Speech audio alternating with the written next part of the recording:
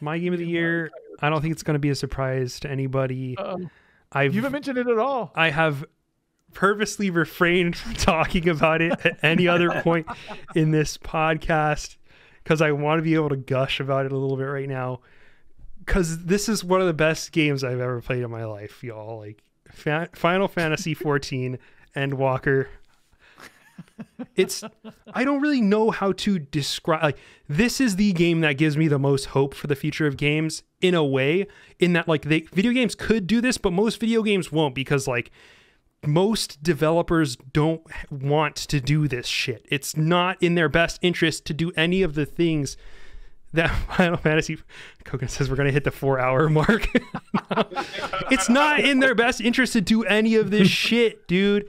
Like, what's crazy about this game is that it's like, think about like the games as a service, episodic content, all these like huge, massive movements that have been happening over the past few decades of video games.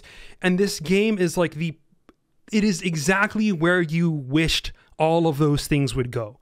It's this game where everything in it is context. Every single mission you do, every interaction you have with other players, it's placed in this realm of like context, not just from a story standpoint, because really every single mission every single person you interact with is part of this larger story that is constantly building up on itself from the game's initial launch with A Realm Reborn, like a decade ago. But also like thematically, all of your interactions are like, it's part of the story's theme, like, which is bonkers to me. Like, they really take the community and like what the game is about, and your interactions are like really supposed to be what this game's themes are. I don't really know how to describe what's happening here. Like, just the amount of context that is there, they can send you to places that feel powerful. And that's sort of like they're like alluded to as parts of the story like 30 hours ago, and you like find yourself. Yes. Or some of them are not alluded to, but they're places that like you're still sent to, that you're just like, I cannot believe this is a place that exists and that I am here, type of thing. And that's one thing about video games in general to me, is that a lot of incredible sights that we see in video games are presented without context. And for that reason, we can be looking at these amazing images, we can be looking at these amazing places, but a lot of the time they don't really mean anything to us. But that's why some places to exist within video games are so much more appealing than others. Like, if I look at a game like Cyberpunk, that game was like, I've always wanted, and this was like a thing in Tim Rogers' Cyberpunk video where he was like, I've always wanted like a open world Blade Runner game where you can just like exist in this cyberpunk world, right? And that's like what Cyberpunk was supposed to be delivering. But that's the reason why that world was compelling as a concept, is because we had this context within the culture behind it, and we just had not had the sandboxification of said world that had been created in our heads. But Final Fantasy XIV sets up those type of things within its own world building and lore, and then it actually lets you exist in those spaces. It's the nexus of all of these different developments in technology and the industry, in a way that like feels generous. It feels like it cares about you.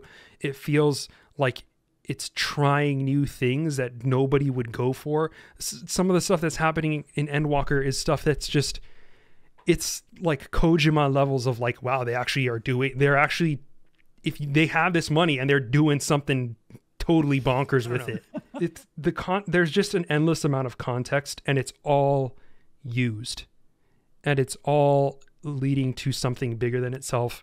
And it's one of my favorite games ever. If not my favorite game ever. Like, Final Fantasy XIV has become like that stature of game for me.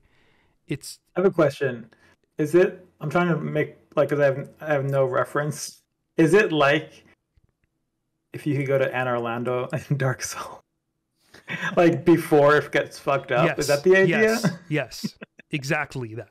Like, I see. Yeah, that makes sense. What's the city in Disco Elysium that you don't get to go to? Jamrock. Is that like the big, like, that's like the metropolis? I think Yes, so. yes. Martinez is like the. Or if you could see stuff before the revolution. But the thing about those games too is that even if there was a sequel to these games that let you go to these places, it would be like a hallway with some like buildings in the background or whatever. And it wouldn't like be what you had imagined it to be. But this game is like, it feels like fan service to the extent to which, because it fleshes out those spaces just as much as it fleshes out everything else that you've ever seen. So it's like you could exist in these spaces and learn about them for weeks easily.